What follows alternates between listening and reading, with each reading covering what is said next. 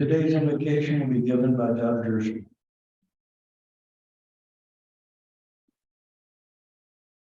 Martin Luther King's favorite hymn was Precious Lord, and trust me, you don't want to hear me sing it, but I thought if I would read the first two verses of that would be a good invocation for today. When my way groweth drear, precious Lord, linger near. When my light is almost gone, hear my cry, hear my call, hold my hand lest I fall. Take my hand, precious Lord, lead me on. Precious Lord, take my hand, lead me on, let me stand. I am tired, I'm weak, I am worn. Through the storm, through the night, lead me on to the light. Take my hand, precious Lord, lead me home. Amen. Welcome to everybody. Thank you for coming. I hope you're all having a great Martin Luther King Day. For some of you new members, I think I'll just give you the way I was told on why we meet on Martin Luther King Day.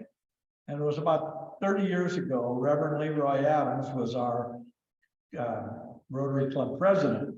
And I believe he told the board he wanted to meet and celebrate Martin Luther King's life.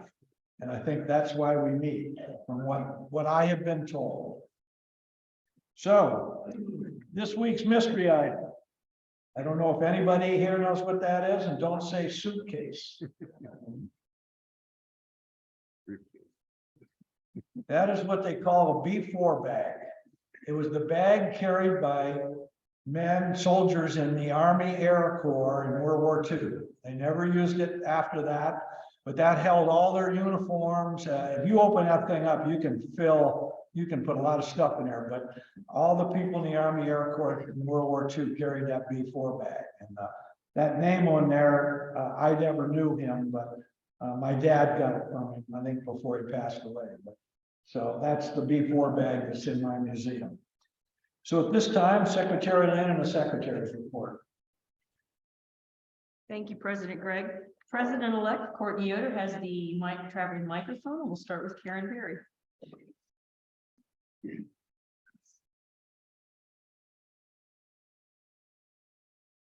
My guest today is Tiffany Kessner, who is the new CEO of the Counseling Center.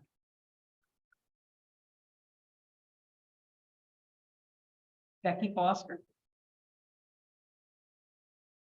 These are two guys that are very special to me. These are my grandsons. This is Reed Foster, and he's a sophomore at Wooster, and John Foster, and senior at Wooster.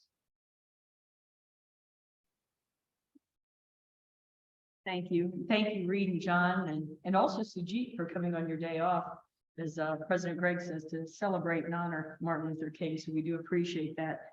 Ken Schaefer is going to give us an update on our bag collection. And Ken, I will tell you, you emptied that box very well. And I think Louise Keating filled it again. So you may have to do it on the way out again. Also, some of you have reported blocked emails. We are still doing the Monday email every week. So if you're not getting that, please let me know. Also, there was an email sent out recently regarding cards for Ed Eberhard. So if you haven't gotten those, please let me know and we'll try to figure out what the situation is. Thank you. Thank you, Lynn. We're 3 months into our 6-month collection.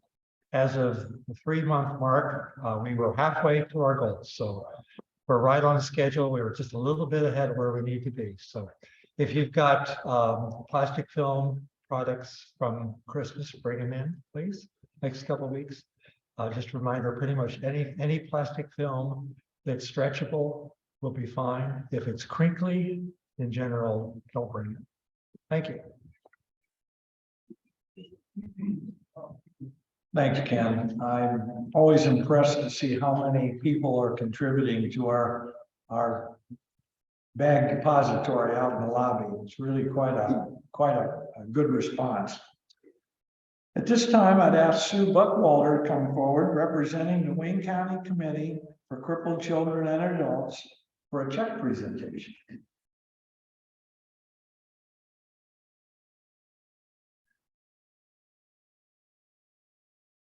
Sue, on behalf of the Wooster Rotary Club, there's a contribution to the Crippled Children and Adults. Thank you. I just wanted to say a few words because this club has been supporting the Wayne County Committee for Crippled Children and Adults for almost as long as we've been a Rotary Club, 1919. In 1919, there was a Rotarian from the Lorraine Club who was concerned about polio, and he went around to all of the clubs in Ohio and asked that they take on the support of polio victims and their families as one of their projects for the year. So many clubs came forward, including ours, that eventually led to the start of what was, for those of you who are as old as I am, Easter Seals. Remember Easter Seals and the March of Dimes? Many of you won't even remember those particular organizations.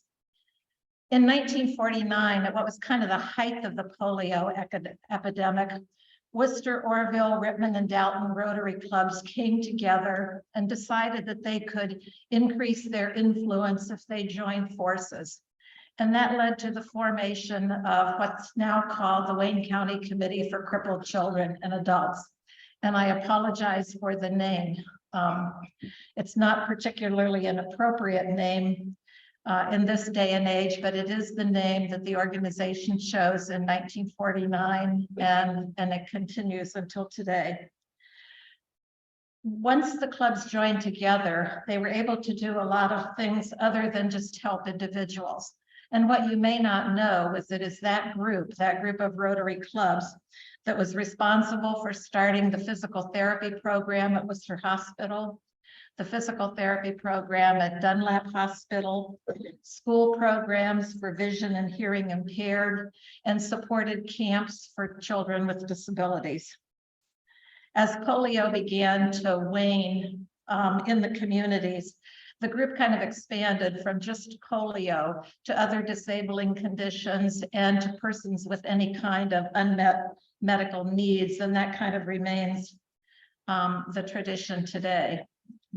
In the 1980s, an interesting thing happened that our club was really important in as well.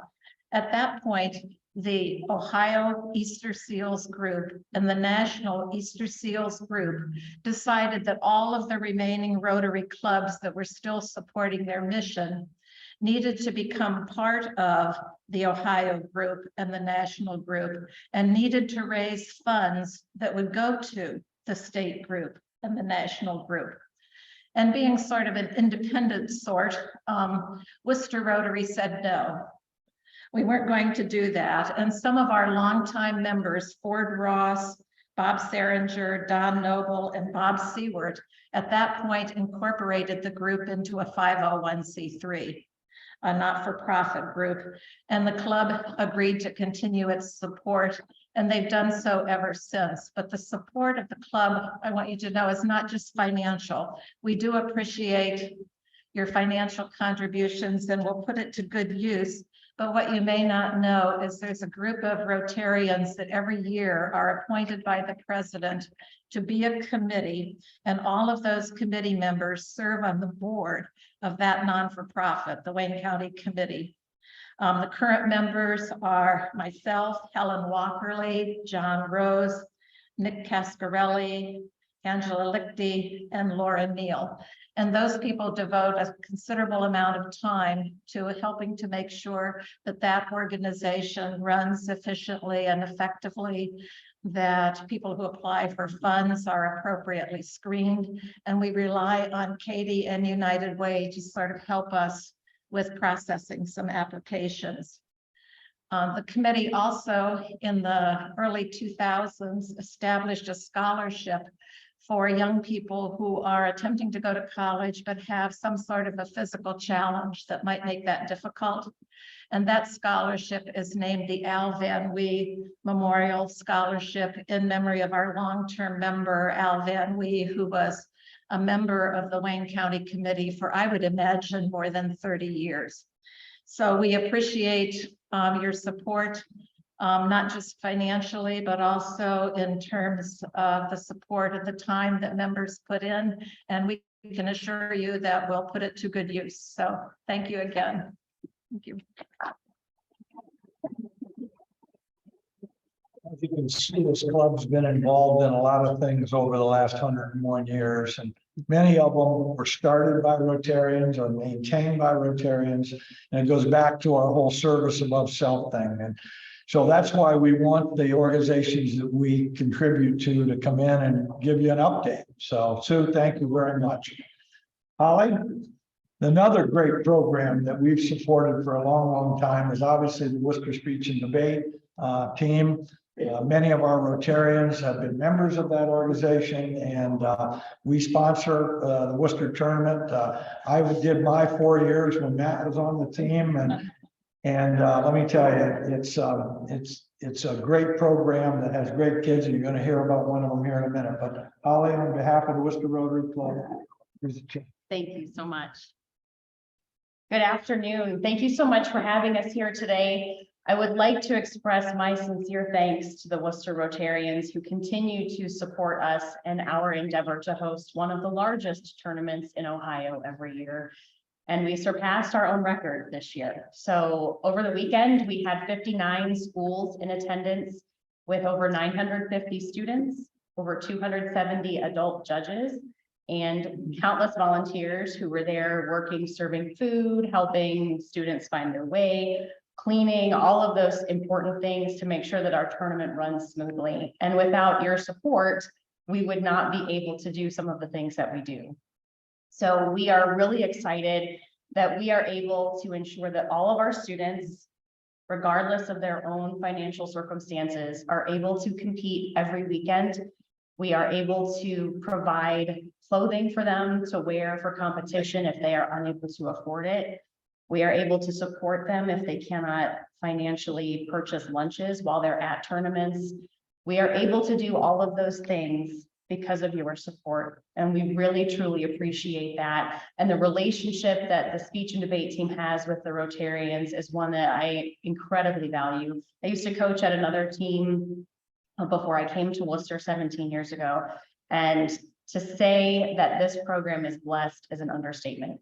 To have the support of the community, the Wooster Rotarians, and our administration is really a blessing that we have to be thankful for, because if we don't, we could lose it. And I am so thankful that you continue to support us, and I look forward to continuing that relationship for the next, hopefully 30, 40, 50, 80, 100 years.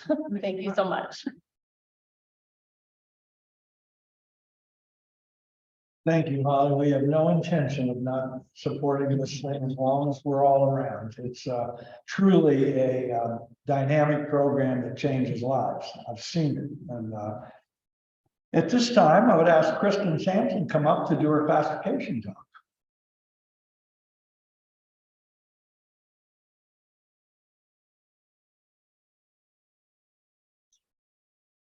Hi, everyone. Good afternoon. I was just telling Mr. Drusha here that he's a part of my talk today. He's probably waiting, but we go back about 14 years, which you'll find out more why in just a couple minutes. So I've had the privilege of my entire life to speak in front of large groups, but never about myself. So this feels extremely unnatural to be up here to talk about myself to people that I really don't know. So here we go. Again, my name is Kristen Sampson, and I'm going to talk about myself a little bit, but kind of getting back to Mr. Drusha here, more reason why I'm going to talk with you today and what I'm going to talk with you about is my road to Rotary and kind of how that's all been connected. So a little bit about myself. I just recently started a brand new career. My amazing supervisor is sitting to my right. Her name is Lynn Muma, and she hired me to join the Career Center just a few months ago, and I'm the new work-based learning manager for the Career Center. So basically what my job is to support ODE's new directive of making sure high school students have more job opportunities before they graduate. So I'm connecting industry and trade together and pulling those opportunities for the students at the Career Center. And I am certain with bated breath, you're all super interested in understanding what is work-based learning? How does this look? How can we become involved? Well, I'm going to make you wait 2 weeks to hear that because the Career Center is going to be back up here again on January 30th, and we're going to be giving the guest talk that day, learning all about work-based learning. So I hope you can stay tuned, come back in 2 weeks, and you'll hear all the details from me again about what my job is. So prior to joining the Career Center just a few months ago, I had a 16-year career in higher education. It was a career that I absolutely loved, and it was very meaningful and very deep in my heart of helping students figure out if they're going to go to college and how they're going to get there doing that. So I was able to spend 4 years at Ohio State ATI recruiting future students. Then I went onto the main campus of the University of Akron and spent 6 years there. And then most recently, I was a recruiter at Wayne College in Orville. So it was an amazing, amazing journey, and one that was a little bit hard to leave. But again, the opportunity at the Career Center to join their team and this new experience of work-based learning was an amazing opportunity for me to leave higher ed and try something different. I am a Bowling Green State University alum. And then I also, as I've kind of noted here for you, I'm a Smithville Smithy from a very, very long time ago, pre-cell phones and pre-Y2K. All right, these are my people right here. There in the middle is my family. That's my husband, Walt. We've been married for 10 years, and he works at Smucker's.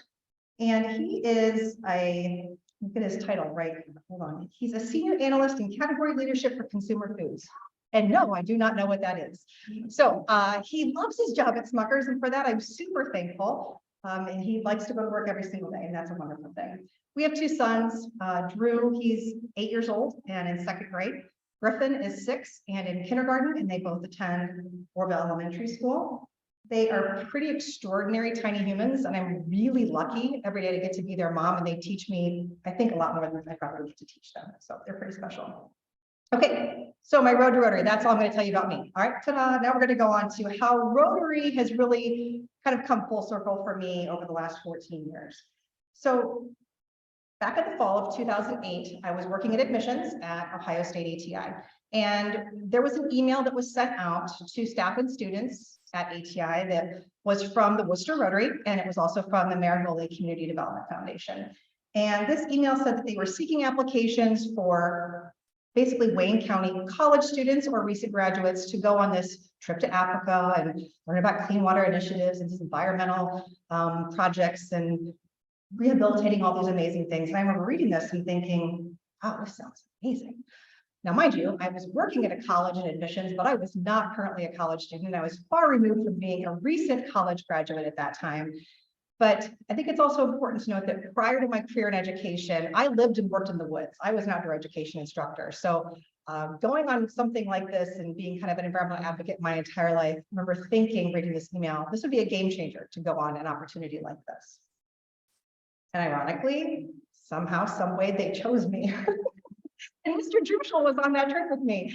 And we went along with 7 other students, College of Wooster students. And again, I'm not a college student. I wasn't one of the wonderful adults. I was like this middle of the road 29-year-old going on this trip to Africa with people that I didn't know.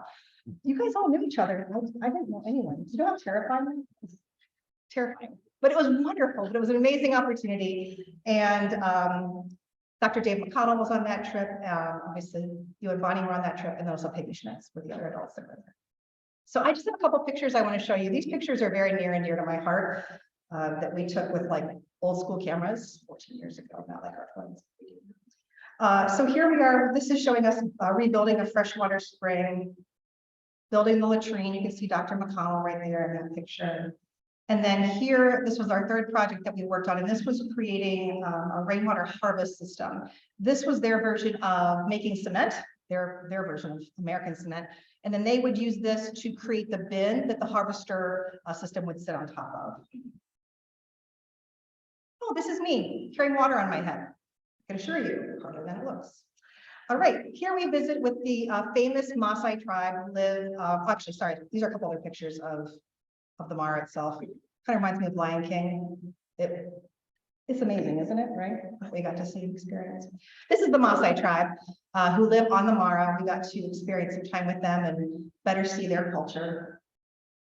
This picture here, this is Ronica. She was one of my host mothers for when we were on the trip. And I love this picture that this was actually captured on film. This was our first interaction with one another. And I remember we were out working on one of the projects and this woman comes running to me and she's yelling, my daughter, you're here. And she comes up and she's hugging me and kissing my cheeks. And I remember thinking, she is so happy that I'm here. She's so thrilled. And I felt so welcomed and so loved immediately. And she and I had a lot of really wonderful, special conversations, and I learned a lot from her during my time there. And these precious children right here. We had the opportunity to spend a lot of time with these kids. And again, back in the day when we had cameras that, you could then turn your screen around and show everyone with your picture you had just taken, the kids were fascinated by these. So they got to see all their pretty faces. This picture is just kind of a fun fact. So we traveled around the Masai Mara Game Reserve in these really big, like Toyota Land Cruisers, I guess the best way I can kind of describe it. This is how we really traveled throughout Kenya. And we were out in the Masai Mara Game Reserve. This was our final night out there. And I was in the cruiser in front of this one. And I turned around and I looked and I saw, oh my gosh, there's this amazing sunset happening behind the cruiser behind us. So I yelled at the College of Wooster kids, I'm like, get out the top real quick. And then they just did a little OHI for me. But what's fun about this is the Ohio State University ended up selecting this picture, and it was part of their promotional commercial back in 2009 that aired on ESPN. So a little bit of our trip was seen by millions. Okay, so just to bring this full circle for you, basically here I am 14 years later, right? Back to where Wooster Rotary kind of helped me out 14 years ago. But what transpired before my trip to Kenya was that there was an anonymous monetary donation made to offset some of my personal expenses. And this was a donation that was made by a Rotarian member or members. It was anonymous to me. I don't know who did this, but I remember thinking 14 years ago, this is unbelievable that this organization or a singular person would be giving money to help me go on this trip, this life-changing trip. And I remember writing a thank you note to Wooster Rotary, which felt very trivial and small. Like, this is not a very viable thank you of helping me go on this trip with this monetary donation. And I never really, again, got to say thank you to the person or people that donated that money. But here I am in this brand new career all these years later, and it's pretty exciting to me to think about that now I'm going to have that privilege as a new Rotarian to give back and to really show my gratitude in more plentiful, bountiful ways. And I think be a member of this group and serving the whole service above self motto. Thank you.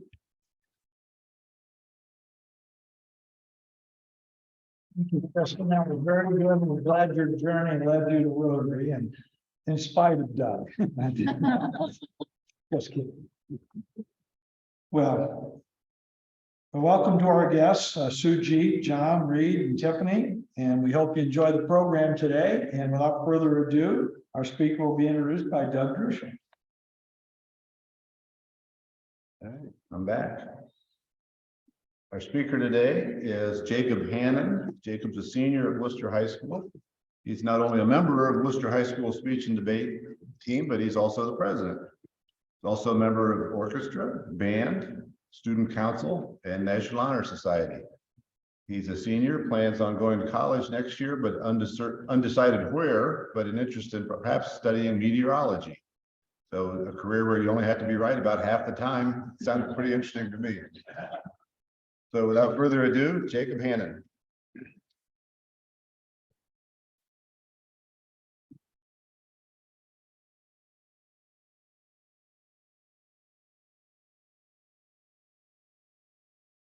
Thank you so much for introducing me, and thank you for your continued support of our wonderful speech and debate program. Truly, it has a wonderful ability to change our students' lives very much for the better. Nearly 57 years ago, Dr. Martin Luther King, speaking on racial segregation in American hospitals at a press conference before the annual meeting of the Medical Committee for Human Rights, stated, "We are concerned about the constant use of federal funds to support this most notorious expression of segregation. Of all the forms of inequality, injustice in health is the most shocking and the most inhuman, because it often results in physical death." Each Martin Luther King Day, we remember Dr. King's most famous quotes, his dream for his 4 little children. But even beyond "I have a dream" and beyond his most prolific quotes, Martin Luther King lived his full life on the battlefield for racial justice, from protests to press conferences, and from jail cells to the Medical Committee for Human Rights. The best way we can honor Dr. King on his holiday is to examine injustice that remains and to learn how we can best fight it. Today, let's consider the very form of inequality that Dr. King acknowledged as the most shocking and the most inhuman by examining America's legacy of injustice in health. On a scale far broader than just segregation, America's healthcare system has been racially unequal from the beginning, and Black Americans continue to receive worse medical care than do white Americans. All of this is rooted in the past and in America's racist history involving enslavement and the slave trade. Historically, pseudoscientific experiments and research have been used to falsely claim physical, biological differences exist between the races, beyond the simple differences of skin color. The research that led to these false claims was excruciating to the often enslaved people on whom doctors experimented without consent and without any sort of ethical standards.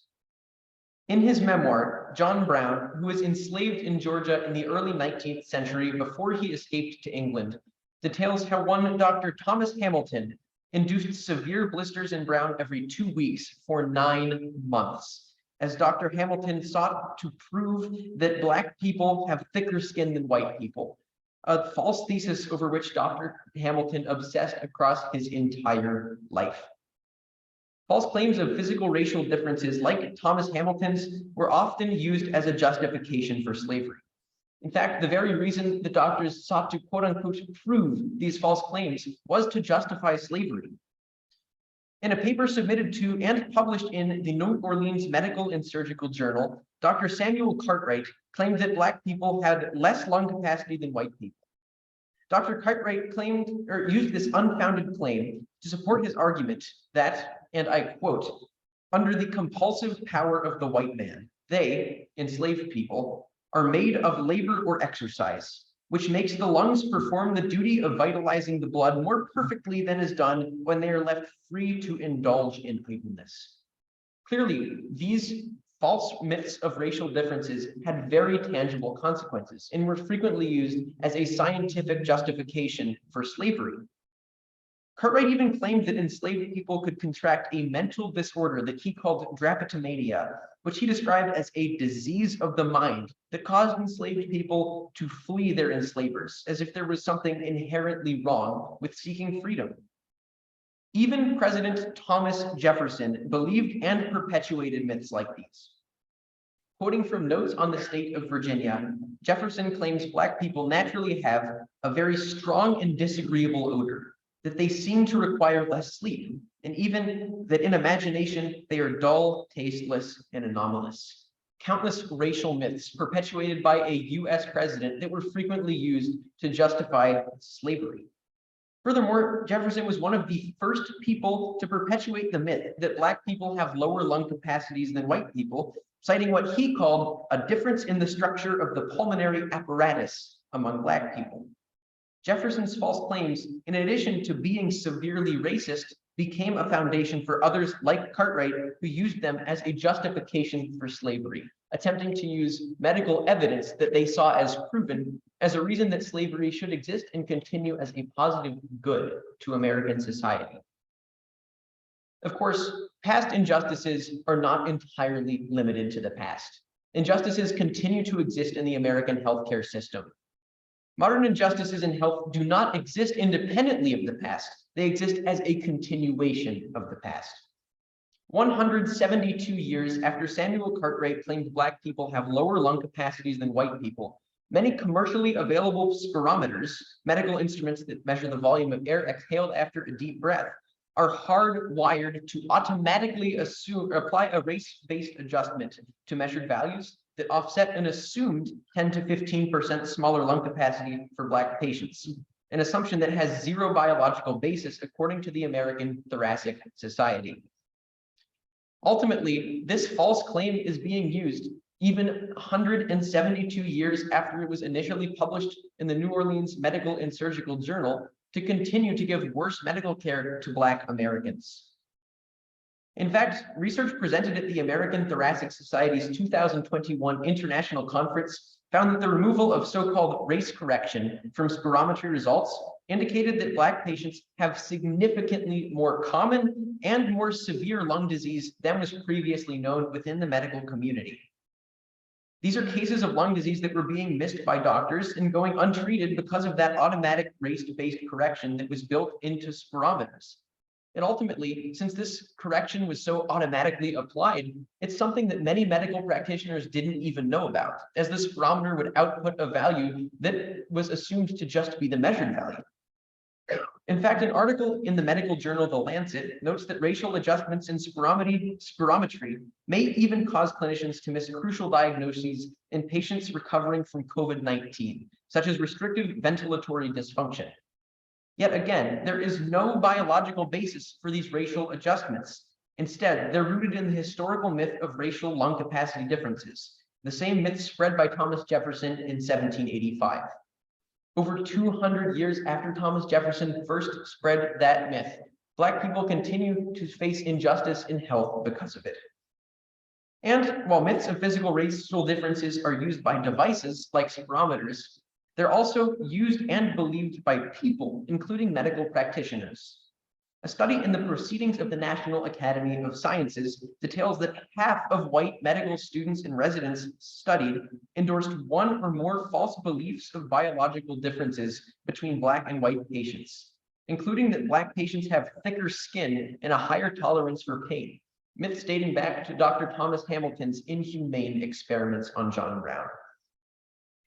These false beliefs have real consequences. Participants who endorsed the false beliefs rated a hypothetical Black patient's pain as much lower than that of a white patient and made less accurate treatment recommendations. Because many medical providers believe these myths of physical racial differences, Black patients receive inadequate care for their pain. And not all modern healthcare injustice is rooted in the past. For example, new medical technologies have resulted in novel means of discrimination in healthcare. An article published in the journal Science found that a widely used algorithm in the healthcare industry exhibits significant racial bias by using healthcare costs as opposed to illness to predict patient risk. Since less money is spent caring for Black patients than white patients at a specific level of illness, Black patients are considerably sicker than white patients at a given risk score. And again, there are tangible consequences to this injustice. The researchers of that study found that remedying this disparity would increase the percentage of Black patients receiving additional medical help from just 17.7% to a massive 46.5%. Dr. King fought injustice in health by spreading awareness of the severity of such injustice, awareness that was necessary to spark change. Widespread awareness remains the best solution to modern injustices in health. The white medical students and residents who were in fact aware of the untrue nature of claimed physical racial differences did not discriminate against Black patients in treatment recommendations for pain. Once researchers became aware of the fallacious nature of race adjustment in spirometers, they discovered those diagnoses that were previously missed because of race adjustment. And when researchers made Optum, the pharmaceutical company behind the discriminatory healthcare algorithm, aware of that algorithm's racist nature, Optum repeated the researchers' analysis and came to the same exact conclusion. The company is now working with the researchers behind the original study to fix their algorithm to stop it from discriminating against patients on the basis of race. 6 months before his assassination, Dr. King told a group of middle school students, "Be a bush if you can't be a tree. If you can't be a highway, just be a trail. If you can't be a sun, be a star. For it isn't by size that you win or you fail. Be the best of whoever you are." We don't have to spread awareness of the racism in our healthcare system by going to the center of town and yelling, "Racism is real in healthcare. Myths of physical racial differences are just myths." No one has to shout that from the rooftops. But what you can and what you should do is start a conversation. Tell a friend about a concerning study you heard of, in which white medical students and residents gave inadequate care for pain to Black patients because they believed in myths of physical racial differences. Discuss with a medical practitioner about how you learned that spirometers automatically apply race correction to the results, something that causes misdiagnoses for Black patients. Every time awareness of this most shocking and most inhuman form of injustice is spread, the injustice itself is contained. Thank you.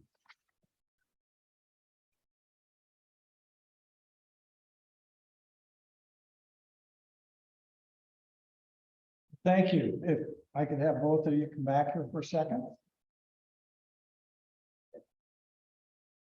In appreciation for your time today, we'd like to present you with a rendition of the Rotary wheel with four-way test on the back made by students at the Village Network. Thank you both for being here today. Thank you for having us.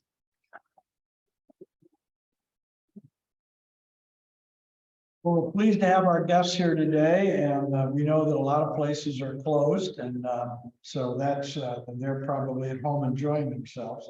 Next week's program will be Melanie Garcia discussing behind the scenes at the Wayne County Community Foundation. Please have a safe week, and we will see you next Monday. We stand adjourned.